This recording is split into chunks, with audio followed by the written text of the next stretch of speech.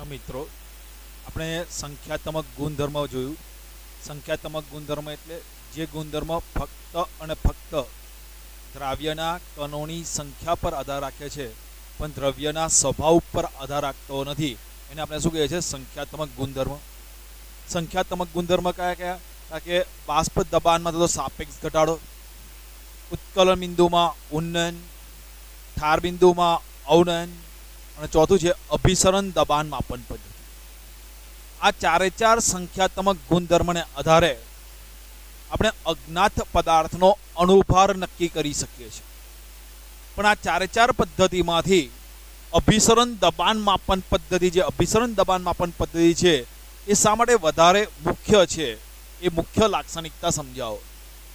તો અભિસરણ દબાણ માપન પદ્ધતિ દ્વારા પ્રોટીન, પોલિમર તેમજ વિરાટ અણુઓ, બૃહદ અણુઓના મોલર દળ નક્કી કરવા માટે અભિસરણ દબાણ પદ્ધતિનો ઉપયોગ કરવામાં આવે છે. તો યાર, જો અભિસરણ દબાણ પદ્ધતિનો ઉપયોગ ક્યારે કરવામાં આવે છે? કે પ્રોટીન, પોલિમર તેમજ વિરાટ અણુ હોય, એ વિરાટ અણુઓના મોલર દળ નક્કી કરવા માટે અભિસરણ દબાણ પદ્ધતિનો ઉપયોગ કરવામાં આવે છે. બીજો પોઈન્ટ, બીજી બધી જે આપણે પદ્ધતિ જોઈ, આ બાષ્પ દબાણમાં થતો સાપેક્ષ ઘટાડાનો ઉપયોગ કરીને ઉત્કલન બિંદુ ઉન્નયન માપન પદ્ધતિ, ઠાર બિંદુ અવનયન માપન પદ્ધતિ, આ બધી અન્ય પદ્ધતિઓ કરતા પણ અભિસરણ દબાણ માપન પદ્ધતિ એ લાભદાયી છે. એનું કારણ શું છે? કે અભિસરણ દબાણ માપન પદ્ધતિ એ ઓરડાના તાપમાને દબાણ માપવામાં આવે છે. બીજું, ઓરડાના તાપમાને દબાણ માપવામાં આવે છે, સાથે સાથે એ દબાણ માપવામાં મોલાલિટી, પહેલામાં યાદ રાખજો, ઉત્કલન બિંદુમાં ઉન્નયનમાં મોલાલિટી આવે, ઠાર બિંદુ અવનયનમાં મોલારિટી આવે, જ્યારે આમાં મોલારિટીનો ઉપયોગ કરવામાં આવે છે. તો શા માટે બાકી બધી પદ્ધતિઓ કરતા, વારે ઘડીએ પ્રશ્ન પૂછાય છે, ધ્યાન આપજો, બાકી બધી પદ્ધતિ કરતા અભિસરણ દબાણ માપન પદ્ધતિ શા માટે લાભદાયી છે? કારણ કે ઓરડાના તાપમાને દબાણ માપવા માટે અહીંયા મોલાલિટીના બદલે દ્રાવણની મોલારિટીનો ઉપયોગ થાય છે. તમે આને બે પોઈન્ટ પણ બનાવી શકો છો. એક, ઓરડાના તાપમાને કરવામાં આવે છે. બીજું, કે આમાં મોલારિટીનો ઉપયોગ કરવામાં આવે છે. ચલો આપણે થોડી કમ્પેરિઝન કરીએ કે ઉત્કલન બિંદુ ઉન્નયન માપન પદ્ધતિ છે, એ ઉત્કલન બિંદુ ઉન્નયન માપન પદ્ધતિમાં તમારે ઉત્કલન બિંદુમાં થતો વધારો માપવો પડે, ડેલ્ટા ટીવી. ઠાર બિંદુ અવનયન પદ્ધતિમાં તમને ઠાર બિંદુમાં થતો ઘટાડો માપવો પડે છે. તો પહેલી વાત એ કહું કે જ્યારે મંદ દ્રાવણ હોય ત્યારે ઉત્કલન બિંદુમાં થતો વધારો અને ઠાર બિંદુમાં થતો ઘટાડો એટલો ઓછો હોય છે કે એનું મૂલ્ય મંદ દ્રાવણ માટે એનું મૂલ્ય પ્રાયોગિક રીતે નક્કી કરવું મુશ્કેલ છે. મતલબ આ ડેલ્ટા ટીબીનું મૂલ્ય એટલું બધું ઓછું હોય, ડેલ્ટા ટીએફનું મૂલ્ય એટલું બધું ઓછું હોય કે પ્રાયોગિક રીતે નક્કી કરવું મુશ્કેલ છે. એટલે આ લોકોનું મૂલ્ય ખૂબ ઓછું હોય છે, જ્યારે અભિસરણ દબાણ એ સરળતાથી માપી શકાય છે. પહેલો પોઈન્ટ. બીજો પોઈન્ટ, કે ડેલ્ટા ટીબી માપવું હોય ને તમારે, તો ઉત્કલન બિંદુ સુધી ગરમ કરવું પડે. ઠાર બિંદુ ડેલ્ટા ટીએફ માપવો પડે ને, ઠાર બિંદુમાં થતો ઘટાડો માપવો હોય તો તમારે એનું ઠાર બિંદુ સુધી ઠંડુ પાડવું પડે. એટલે ખૂબ ઊંચું તાપમાન અને ખૂબ જ નીચું તાપમાનની જરૂર પડે છે. હવે જૈવિક અણુઓ છે, એ જૈવિક અણુઓ ઊંચા તાપમાને જીવિત રહી શકતા નથી અને ખૂબ નીચા તાપમાને પણ રહી શકતા નથી.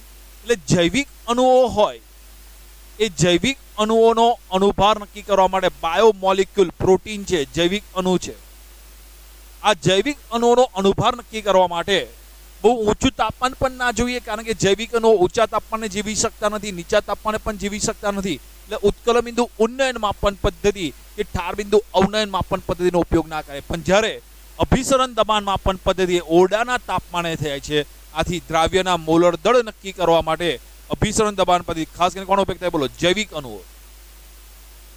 જૈવિક અણુઓના મોલર દળ નક્કી કરવા માટે અભિસરણ દબાણ માપન પદ્ધતિનો ઉપયોગ કરવામાં આવે છે.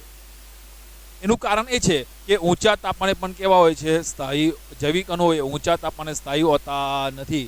ઊંચા તાપમાન તમે ઉત્કલન બિંદુ ઉન્નયન માપન પદ્ધતિનો માપવા જાઓ તો જૈવિક અણુઓ જ મરી જાય.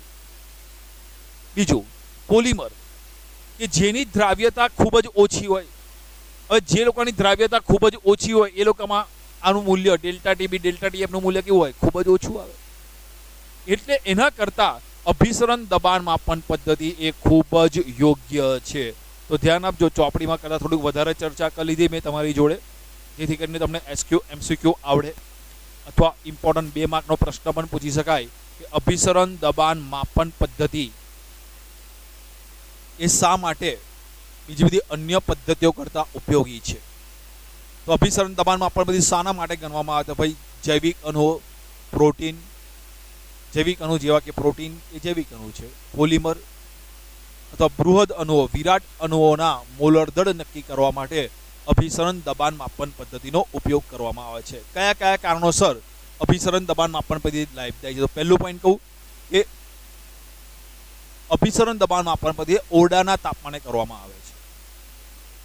બીજો પોઈન્ટ કે અભિસરણ દબાણ માપન પદ્ધતિમાં મોલાલિટીના બદલે મોલારિટીનો ઉપયોગ કરવામાં આવે છે. આ 2 પોઈન્ટ છે. પણ ચોપડીમાં તમને આ રીતે એક જ પોઈન્ટમાં લખી દીધું છે કે આ પદ્ધતિ અન્ય પદ્ધતિ કરતાં લાભદાયી છે, કારણ કે ઓરડાના તાપમાને દબાણ માપવા માટે મોલાલિટીના બદલે મોલારિટીનો ઉપયોગ કરવામાં આવે છે. 2 પોઈન્ટ એક સાથે થઈ ગયા. તમે અલગ પાડો તો અલગ પાડી શકો. હવે આમાં બહુ ટૂંકાણમાં પતાવી દીધું છે. હું તમને થોડુંક ડિટેલમાં કહું. ઉત્કલન બિંદુ ઉન્નયન માપન પદ્ધતિમાં તમને ખૂબ ઊંચું તાપમાન જરૂરી છે, અને ખૂબ ઊંચા તાપમાનમાં જૈવિક અણુઓ મરી જાય. ઠાર બિંદુ અવનયન પદ્ધતિમાં તમારે ખૂબ જ નીચું તાપમાન જોઈએ. ત્યાં આગળ તમારા બહુ નીચું તાપમાન હોય તો જૈવિક અણુ મરી જાય, જીવિત રહી શકતા નથી. આથી જૈવિક અણુઓના અણુભાર નક્કી કરવા માટે આપણે અભિસરણ દબાણ માપન પદ્ધતિનો ઉપયોગ કરીએ. અને અભિસરણ દબાણ માપન પદ્ધતિ કયા તાપમાને મપાય છે? ઓરડાના તાપમાને.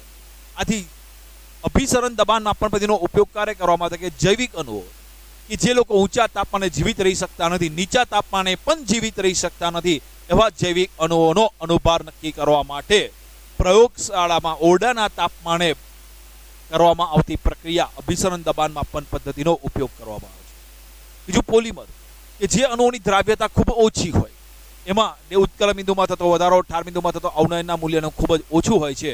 એટલા માટે અભિસરણ દબાણ માપન પદ્ધતિનો ઉપયોગ કરવામાં આવે છે. ચલો અભિસરણ દબાણ માપન પર આધારિત 2 દાખલા જોઈ લઈએ એટલે તમને ખ્યાલ આવે. તો જુઓ, પ્રોટીનનું 200 સેન્ટીમીટર ક્યુબ જલીય દ્રાવણ 1.26 ગ્રામ પ્રોટીન ધરાવે છે. 300 કેલ્વિન તાપમાને આવા દ્રાવણનું અભિસરણ દબાણ 2.57 × 10⁻³ બાર જણાયું છે. તો પ્રોટીનનું મોલર દળ ગણો. તો દ્રાવ્ય વત્તા દ્રાવક ઇઝ ઇક્વલ ટુ દ્રાવણ, દ્રાવ્ય વત્તા દ્રાવક ઇઝ ઇક્વલ ટુ દ્રાવણ. પ્રોટીનનું 200 સેન્ટીમીટર ક્યુબ જલીય દ્રાવણ, એટલે મારી પાસે પ્રોટીનનું જલીય દ્રાવણ છે, એટલે દ્રાવ્ય તરીકે પ્રોટીન, દ્રાવક તરીકે પાણી. પ્રોટીનનું જલીય દ્રાવણ, દ્રાવ્ય તરીકે પ્રોટીન, દ્રાવક તરીકે પાણી. પ્રોટીનનું 200 સેન્ટીમીટર ક્યુબ જલીય દ્રાવણ, તો દ્રાવણ છે 200 સેન્ટીમીટર ક્યુબ છે. 200 સેન્ટીમીટર ક્યુબ મતલબ 200 ml. 200 સેન્ટીમીટર ક્યુબ એટલે 200 ml છે. 1.26 ગ્રામ પ્રોટીન ધરાવે છે. તો દ્રાવ્ય પ્રોટીન છે, અને કેટલું છે? 1.26 ગ્રામ પ્રોટીન ધરાવે છે. 300 કેલ્વિન તાપમાને, એટલે 300 કેલ્વિન તાપમાને આ દ્રાવણનું અભિસરણ દબાણ પાઈ 2.57 × 10⁻³ બાર જણાય છે. તો પ્રોટીનનો મોલર દળ ગણો. જ્યારે પણ અભિસરણ દબાણ આવે એટલે એક જ સૂત્ર πV = nRT. યાદ રાખજો, πV = nRT ગુણ્યા વોન્ટઅપ અવયવ I. પ્રોટીન માટે પણ જૈવિક અણુઓ માટે પણ વોન્ટઅપ અવયવ I નું મૂલ્ય 1. πV = nRT. પાઈ એટલે અભિસરણ દબાણ, V એટલે યાદ રાખજો દ્રાવણનું કદ, અને એ લીટરમાં જોઈશે. હા, યાદ રાખજો. તો દ્રાવણનું કદ લીટરમાં 200 ml, લીટર કરે તો કેટલા આવે? 0.2 લીટર. પ્રોટીનનું વજન ગ્રામમાં, રકમમાં આપ્યું જ છે, એટલે N એટલે દ્રાવ્યનું વજન ગ્રામમાં ભાગ્યા દ્રાવ્યનો અણુભાર ગુણ્યા RT. ચલો અભિસરણ દબાણ પાઈ રકમમાં આપ્યું છે 2.57 × 10⁻³ બાર. દ્રાવણનું કદ લીટરમાં 0.2 લીટર. પ્રોટીનનું વજન ગ્રામમાં રકમમાં આપ્યું છે 1.26 ગ્રામ. પ્રોટીનનો અનુભાર ગણવાનો છે આર. જો આરનો એકમ હું બારમાં લઈશ, કેમ બારમાં લઈશ? મને અભિસરણ દબાણ પાઈ શામાં છે? બારમાં. અભિસરણ દબાણ પાઈ બારમાં છે તો આરનો એકમ બારમાં છે 0.083 12 લીટર પ્રતિ મોલ કેલ્વિન. આરનો એકમ લઈશ. તાપમાન કેલ્વિનમાં જોઈએ. તાપમાન કેલ્વિનમાં કેટલું છે? 300 કેલ્વિન. કિંમત મૂકી દીધી. પ્રોટીનના અણુભારને સૂત્ર કરતા બનાવી દીધો, કેલ્ક્યુલેશન કરી દીધો. જવાબ આવે છે 61.022 ગ્રામ પ્રતિ મોલ. બીજો એક દાખલો જોઈએ. 37 ડિગ્રી સેન્ટીગ્રેડ તાપમાને 450 ml પાણીમાં 1,85,000 મોલર દળ ધરાવતા એક પોલિમરના 1 ગ્રામ ઉમેરીને બનાવેલા દ્રાવણનું અભિસરણ દબાણ ગણો. તો મારી પાસે સૂત્ર છે દ્રાવ્ય વત્તા દ્રાવક ઇઝ ઇક્વલ ટુ દ્રાવણ. પ્રોટીનનું દ્રાવણ, પ્રોટીનને પાણીમાં ઓગાળી દે દ્રાવ્ય તરીકે પ્રોટીન, દ્રાવક તરીકે પાણી છે. 37 ડિગ્રી સેન્ટીગ્રેડ તાપમાન તમને તાપમાન આપ્યું છે 37 ડિગ્રી સેન્ટીગ્રેડ. 450 ml પાણીમાં દ્રાવણનું પાણી 450 ml, તો આમાં ઘન પદાર્થ ઓગાળીએ છીએ તો દ્રાવણનું કદ પણ કેટલું થશે? 450 ml. કોઈ પ્રવાહીમાં ઘન પદાર્થને ઉમેરવામાં આવે તો પ્રવાહીના કદમાં કોઈ ફેરફાર થશે નહીં. 450 ml. કેટલા ગ્રામ પ્રોટીન? 1 ગ્રામ પ્રોટીન ઉમેરવામાં આવે છે. પ્રોટીન બદલે પોલિમર શબ્દ લખ્યો, તમને પોલિમર કરી.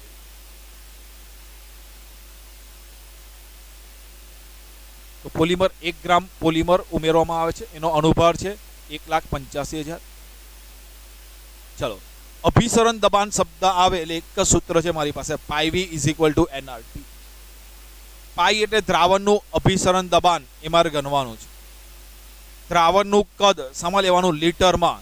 તો 450 ml છે, લીટરમાં થશે 0.450 લીટર. દ્રાવ્યનું વજન, પોલિમરનું વજન કેટલું છે? 1 ગ્રામ. દ્રાવ્યનો અણુભાર, તો પોલિમરનો અણુભાર કેટલો છે? 1,85,000. આર. જો આરનો એકમ હું 12માં મૂકું તો અભિસરણ દબાણનો એકમ શામાં આવે? 12માં. આરનો એકમ હું પાસ્કલમાં મૂકું તો અભિસરણ દબાણનો એકમ શામાં આવશે? પાસ્કલમાં. આરનો એકમ વાતાવરણમાં મૂકું તો અભિસરણ દબાણનો એકમ શામાં આવશે? વાતાવરણમાં. તો આરનો એકમ હું 12માં મૂકું છું. R is equal to 0.083 litre bar પ્રતિ મોલ કેલ્વિન. તો મારી પાસે જવાબ પણ જે આવશે શામાં આવશે? 12માં.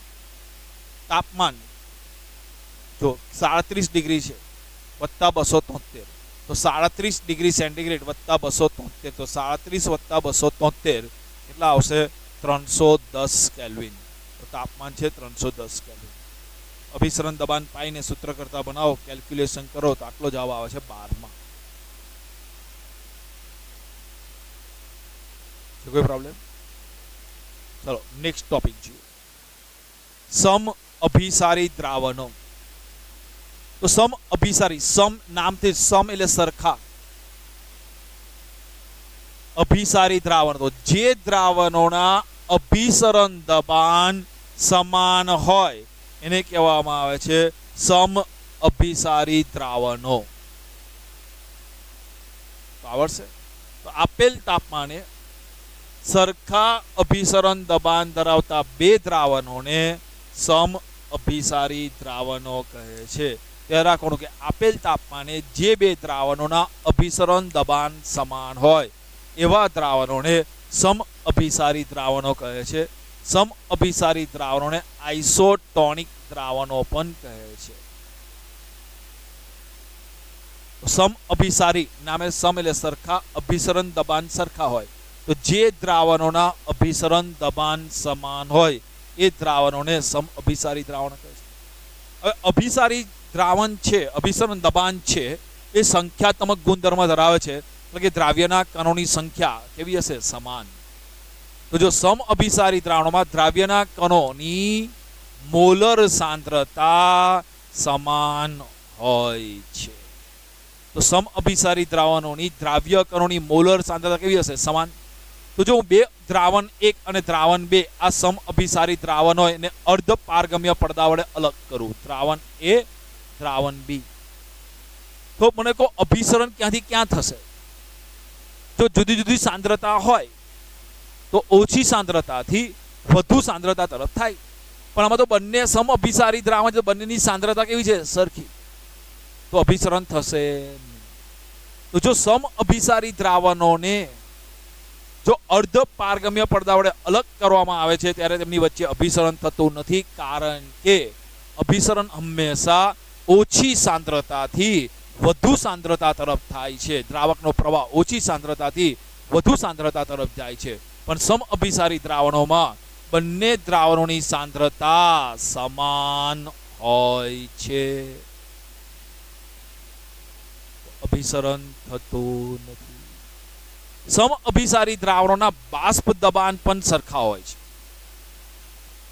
તો સમ અભિસારી દ્રાવણોના બાષ્પ દબાણ પણ સરખા હોય છે. આથી સમ અભિસારી દ્રાવણોને સમદાબી દ્રાવણ પણ કહેવામાં આવે છે. તો યાદ રાખજો, સમ અભિસારી દ્રાવણોને સમદાબી દ્રાવણો કહેવામાં આવે છે. શા માટે? તો સમ અભિસારી દ્રાવણોના બાષ્પ દબાણ સમાન હોય છે.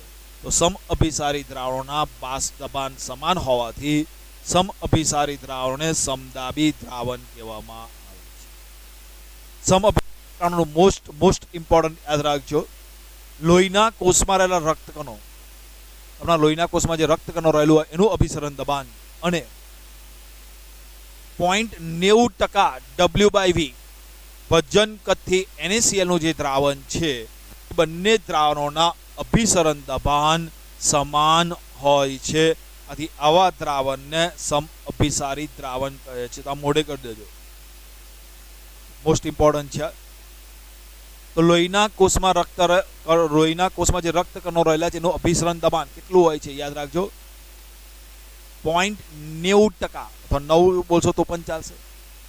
0.9% વજન કથી ટકા NaCl ના દ્રાવણ છે સમ અભિસારી છે. આથી જો આપણી પાસે ક્ષારીય NaCl નું દ્રાવણ હોય અને કેટલું હોય 0.90% W/V NaCl નું ક્ષારીય દ્રાવણ હોય તો આપણે ડાયરેક્ટ નસમાં સીધું ઇન્જેક્શન એને આપી શકીએ છીએ, કારણ કે લોહીના રક્તકણમાં રહેલા અભિસરણોનું દબાણ અને 0.9% W/V NaCl ના દ્રાવણનું અભિસરણ દબાણ સરખું હોવાથી, સમાન હોવાથી અને ડાયરેક્ટ નસમાં આપી દઈએ તો સલામત રહે છે, બાકી સલામત રહેવાય નહીં. તો બોલો, આટલું આવડી ગયું? ચલો, સમ અભિસારી દ્રાવણો કોને કહેવાય? તો જે દ્રાવણોના અભિસરણ દબાણ સમાન હોય એને સમ અભિસારી દ્રાવણ કહેવાય છે. સમ અભિસારી દ્રાવણોની મોલર સાંદ્રતા પણ સરખી હોય છે. આથી એને સમ અભિસારી દ્રાવણ, બે દ્રાવણોને જો અર્ધ પારગમ્ય પડદા વડે અલગ કરવામાં આવે એનું અભિસરણ થતું નથી, કારણ કે બંનેના દ્રાવણની સાંદ્રતા સમાન હોય છે. સમ અભિસારી દ્રાવણોને સમદાબી દ્રાવણો પણ કહેવામાં આવે છે, કે સમ અભિસારી દ્રાવણોના બાષ્પ દબાણ સમાન હોવાથી તેને સમદાબી દ્રાવણો પણ કહેવામાં આવે છે. સમ અભિસારી દ્રાવણોનું ઉદાહરણ આપો. તો લોહીના કોષમાં રહેલા રક્તકણોનું અભિસરણ દબાણ અને 0.9%, 9 બોલો કે 90 બોલો એક જ, 0.9% W/V NaCl ના દ્રાવણનું અભિસરણ દબાણ સમાન છે. આથી જ ક્ષારીય NaCl ના દ્રાવણને સીધું નસમાં દાખલ કરવું સલામત છે, નહીં તો ના રહે. હવે જો સમ અભિસારી દ્રાવણ ના હોય, એટલે જો બે દ્રાવણોની સાંદ્રતા સરખી ના હોય તો જો બે દ્રાવણની સાંદ્રતા સરખી ના હોય તો એક દ્રાવણની સાંદ્રતા ઓછી હોય, એટલે એક દ્રાવણનું અભિસરણ દબાણ ઓછું હોય તો બીજા દ્રાવણનું અભિસરણ દબાણ કેવું હોય? વધારે. તો જો બે દ્રાવણના અભિસરણ દબાણ હોય તેને શું કહેવાય? સમદાબી દ્રાવણો, સમ અભિસારી દ્રાવણો. જો બે દ્રાવણોના અભિસરણ દબાણ સમાન નથી, એટલે એક દ્રાવણનું અભિસરણ દબાણ ઓછું છે અને બીજા દ્રાવણનું અભિસરણ દબાણ વધારે છે. જો બે દ્રાવણોમાંથી જે દ્રાવણનું અભિસરણ દબાણ ઓછું હોય એને કહેવાય અલ્પ અભિસારી દ્રાવણ, અને જે બે દ્રાવણોમાંથી જે દ્રાવણનું અભિસરણ દબાણ વધારે હોય એને કહેવાય અતિ અભિસારી દ્રાવણ. અલ્પ અભિસારી દ્રાવણને ઇંગ્લિશમાં કહે છે હાઇપોટોનિક. હાઇપો એટલે ઓછું, અતિ અભિસારી દ્રાવણને કહેવામાં આવે છે હાઇપરટોનિક, એટલે વધારે. જો બે દ્રાવણોમાંથી જે દ્રાવણનું અભિસરણ દબાણ ઓછું હોય તે દ્રાવણને વધારે અભિસરણ દબાણ ધરાવતા દ્રાવણની સાપેક્ષમાં અલ્પ અભિસારી એટલે હાઇપોટોનિક દ્રાવણ કહે છે. અને જે દ્રાવણનું અભિસરણ દબાણ વધારે હોય તે દ્રાવણને ઓછા અભિસરણ દબાણ ધરાવતા દ્રાવણની સાપેક્ષમાં હાઇપરટોનિક અતિ અભિસારી દ્રાવણ કહેવામાં આવે છે. આગળ લોહીમાં રક્તકણો છે.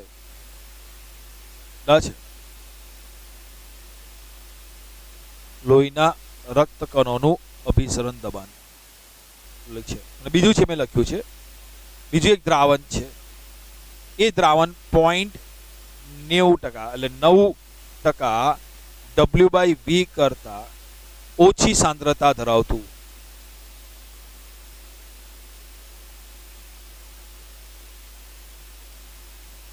તો NaCl નું દ્રાવણ છે. તો મને એવું કહો, આ બેમાંથી કયું દ્રાવણ એ હાઇપોટોનિક છે અને કયું દ્રાવણ હાઇપરટોનિક છે? જે દ્રાવણની સાંદ્રતા વધારે હોય એનું અભિસરણ દબાણ વધારે હોય. મને એવું કહો, આ બેમાંથી કયા દ્રાવણનું અભિસરણ દબાણ વધારે થશે? આની સાંદ્રતા, લોહીના રક્તકણની સાંદ્રતા કેટલી હોય છે? તો જો લોહીના રક્તકણોની સાંદ્રતા કેટલી હોય છે? 0.9%. જો હું આનું અભિસરણ દબાણ 0.9% કરતા ઓછું સાંદ્રતા કરી દઉં, મતલબ કે આનું અભિસરણ દબાણ કેવું થઈ જશે? ઓછું. તો આ જેનું ઓછું હોય એને કહેવાય છે હાઇપોટોનિક દ્રાવણ. વધારે હોય એને કહેવામાં આવે છે હાઇપરટોનિક દ્રાવણ. અને એટલે સમઅભિસારી દ્રાવણ નથી તો આમાં અભિસરણ થશે. ક્યાંથી ક્યાં થશે?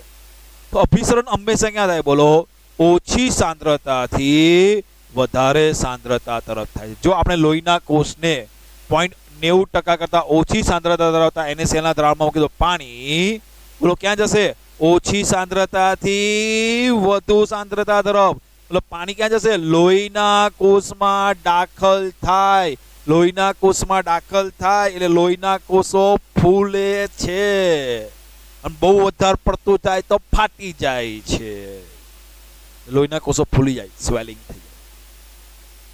ચાલો, જો લોહીના કોષ નું રક્તકણ બરાબર છે અને 0.98%, 0.90% કરતા વધારે સાંદ્રતા ધરાવતું NaCl નું દ્રાવણ, તો આ બેમાંથી અભિસરણ દબાણ કોનું વધારે થશે? તો જે દ્રાવણનું સાંદ્રતા વધારે એનું અભિસરણ દબાણ વધારે. લોહીના કોષની સાંદ્રતા કેટલી છે? 0.90%. ના 0.90% કરતા વધારે છે, તો આની સાંદ્રતા વધારે છે, તો આનું અભિસરણ દબાણ વધારે. તો અત્યારે આ દ્રાવણ એ કયું થશે? હાઇપોટોનિક દ્રાવણ. અને આ કયું દ્રાવણ થશે? હાઇપરટોનિક દ્રાવણ. તો અભિસરણ થશે. સમઅભિસારી દ્રાવણ હોય તો અભિસરણ થશે. ક્યાંથી ક્યાં અભિસરણ થાય? ઓછી સાંદ્રતાથી વધુ સાંદ્રતા તરફ. તો લોહીના કોષમાંથી પાણી દ્રાવક બહાર નીકળી જશે એટલે લોહીના કોષ સુધી સંકોચાઈ જશે. તો જો આપણે લોહીના કોષને 0.90% કરતા વધુ સાંદ્રતા ધરાવતા NaCl ના દ્રાવણમાં મૂકીએ તો પાણી લોહીના કોષમાંથી બહાર નીકળી જાય છે અને લોહીના કોષ સંકોચાવા માંડે છે. તો વારે ઘડી આ પ્રશ્ન પૂછાય છે, જો લોહીના રક્તકણો 0.90% W/V NaCl ના દ્રાવણમાં જાય તો કશું નહીં થાય, અભિસરણ થશે નહીં, કારણ કે એ સમઅભિસારી દ્રાવણ છે. પણ જો લોહીના કોષને આપણે ટીપાને 0.90% કરતા W/V ઓછી સાંદ્રતા ધરાવતા દ્રાવણમાં રાખવામાં આવે તો શું થશે? અભિસરણ થશે. ઓછી સાંદ્રતાથી વધુ સાંદ્રતા તરફ. તો લોહીમાં પાણી દાખલ થશે, લોહીના કોષો ફૂલી જાય, સ્વેલિંગ થાય છે. જો લોહીના કોષને 0.90% કરતા વધારે સાંદ્રતા ધરાવતા NaCl ના દ્રાવણમાં રાખવામાં આવે તો અભિસરણ થશે. ક્યાંથી ક્યાં થાય? ઓછી સાંદ્રતાથી વધુ સાંદ્રતા તરફ. હવે ઓછી સાંદ્રતાથી વધુ સાંદ્રતા તરફ થાય તો લોહીના કોષમાંથી પાણી બહાર નીકળી જાય. તો લોહીના કોષમાંથી પાણી બહાર નીકળી જાય તો લોહીના કોષ સંકોચાઈ જાય છે. બીજો એક ઇમ્પોર્ટન્ટ પ્રશ્ન જોઈએ, આ વારે ઘડે પરીક્ષામાં પૂછાય છે, ધ્યાન આપજો. બીજો પણ એક પ્રશ્ન વારે ઘડે પરીક્ષામાં પૂછાયા કરે છે, રિવર્સ ઓસ્મોસિસ, પ્રતિ અભિસરણ. અને દુનિયામાં હવે આની જરૂર છે, પ્રતિ અભિસરણની. એ મોસ્ટ ઇમ્પોર્ટન્ટ છે ભવિષ્ય માટે. કેટલી એવી કન્ટ્રી છે કે જે કન્ટ્રીમાં દરિયાનું પાણીની અસર વધારે હોય છે, જેમ કે દુબઈની વાત કરું તો ત્યાં આગળ પાણી નથી, દરિયાનું પાણી મળી રહે છે. દરિયો છે નજીકમાં, દરિયાનું પાણી મળી રહે છે. દરિયો છે નજીકમાં, દરિયાનું પાણી છે, પરંતુ પીવાલાયક પાણી નથી. તે દરિયાના પાણીમાંથી પીવાલાયક પાણી મેળવવા માટે પ્રતિ અભિસરણ રિવર્સ ઓસ્મોસિસ કરવામાં આવે છે.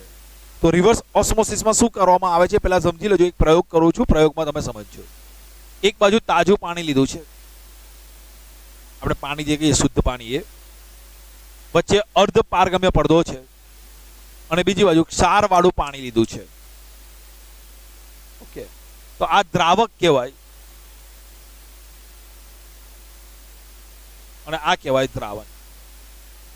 જો દ્રાવક અને દ્રાવણને અર્ધ પારગમ્ય પડદા વડે અલગ કરવામાં આવે તો દ્રાવકનો સ્વયંભૂ પ્રવાહ ક્યાંથી ક્યાં થાય?